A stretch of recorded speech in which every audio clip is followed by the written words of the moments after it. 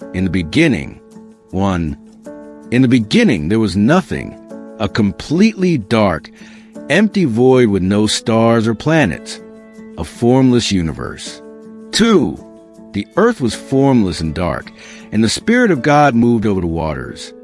A mysterious dark ocean under a shadowy sky, with a soft glowing spirit hovering above the waters. 3. Then God said, "Let there be light," and there was light. A powerful beam of divine light cuts through deep darkness, illuminating the scene. 4. He called the light day and the darkness night. A split scene, one side glowing with daylight, the other side peaceful and starry. 5.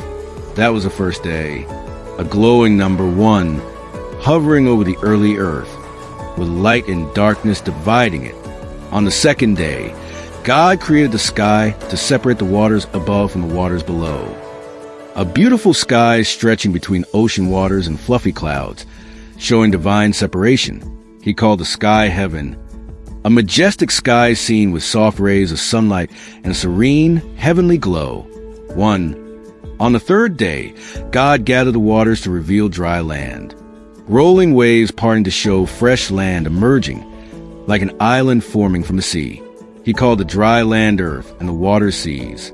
A sweeping landscape showing continents and oceans from a heavenly viewpoint.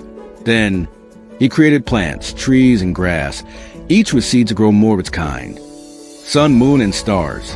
On the fourth day, God made the sun to shine during the day. A golden sun rising over the earth, lighting up the landscape with warmth. He made the moon and stars to shine at night. A peaceful night sky filled with stars and a glowing full moon shining over the dark earth. They helped mark days, seasons, and years. An artistic calendar will showing the sun, moon phases, and seasonal trees, spring, summer, fall, winter, birds and fish. 1. On the fifth day, God filled the seas with fish.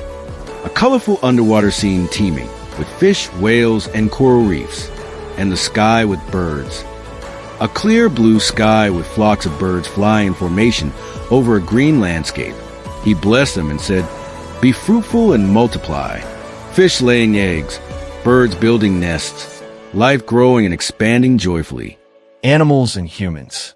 On the sixth day, God created all kinds of animals. A vibrant African savanna with lions, elephants, zebras, giraffes, and other animals roaming freely. Then he said, "Let us make man in our image."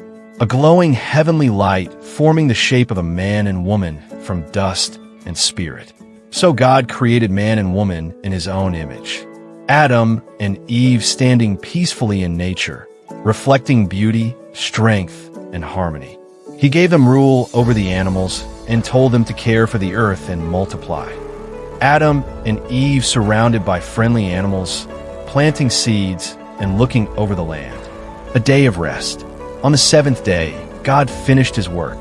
A completed earth viewed from space, glowing with peace and life. He rested and blessed this day as holy. A serene garden with calm light, still waters, and no movement, pure rest and holiness. The Garden of Eden preview. God planted a garden in a place called Eden. A paradise-like garden with waterfalls, glowing rivers, fruit trees, and flowers in full bloom. He placed the man and woman, Adam and Eve, there. Adam and Eve are walking hand in hand through the garden, surrounded by animals.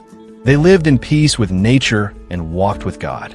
A gentle, divine figure walking among Adam, Eve, and animals in the golden light of Eden. The eighth day, the awakening of wonder. And on the eighth day, God looked upon all he had made and saw it was good. Yet the earth was quiet, awaiting breath beyond mere survival. So God spoke again. "Let there be wonder, that my creation may not only live, but seek and marvel." He placed in man and woman a spark, the yearning to understand, the thrill to create, the hunger to ask, why? And thus began the age of discovery, and the world stirred not with new light, but with insight. The ninth day, the birth of music and art. On the ninth day, God reached into the silence and shaped the songbird's trill and the lion's roar into rhythm. He whispered melodies into wind, painted sunsets on the sky, and gave man the ear to hear and the eye to see beauty. He said, "Let them create as I created. Let their hands shape what their hearts feel." And humans began to draw on stone, to drum on trees, to dance with firelight. Art was born and the world gained soul. On the 10th day, the Creator reached into the stillness of time and braided it with remembrance. Mountains awoke not just to rise, but to remember their forming.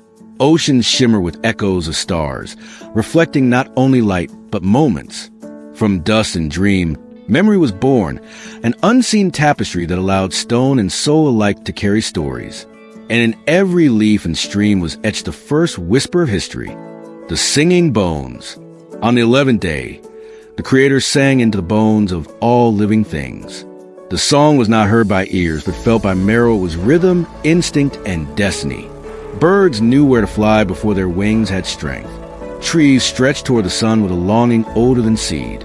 Even silence gained harmony, and the earth moved to a hidden chorus that only time could hear.